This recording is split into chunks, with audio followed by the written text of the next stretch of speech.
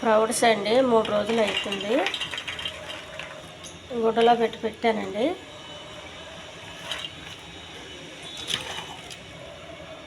చూడండి అంత పెద్ద పెద్ద మొక్కలు వచ్చినాయా.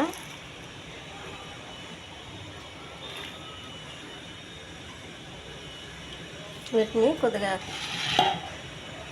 కొత్తిమీర అండి, ఉల్లిపాయ, క్యారెట్ తురిమి వీటిపైన వేయాలండి. తినడానికి బాగుంటాయి. ఈ ప్రౌడ్స్ని మనకు కావాల్సింది తీసుకోవాలండి. కొన్ని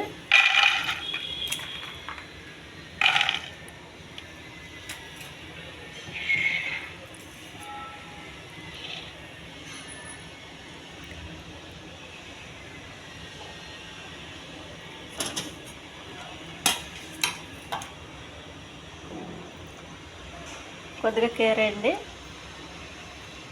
కొన్ని ఉల్లిపాయలు, కొత్తిమీర ఇవి బాగా మిక్స్ చేయాలండి.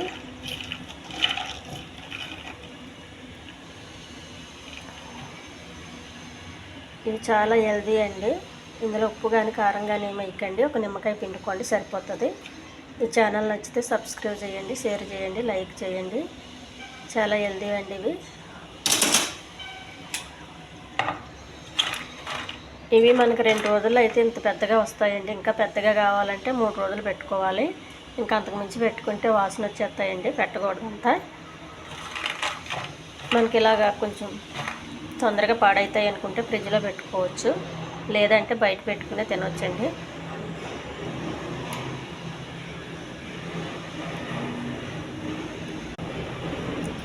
ఇందులో శనగలండి, బఠానీ, పెసలు ఈ 3 కలిపి నానబెట్టానండి.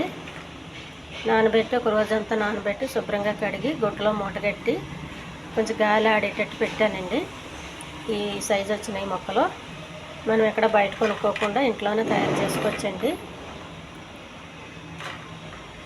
కొన్ని చాలా లేట్గా వస్తాయండి, అవి పక్కా తీసేయాలి.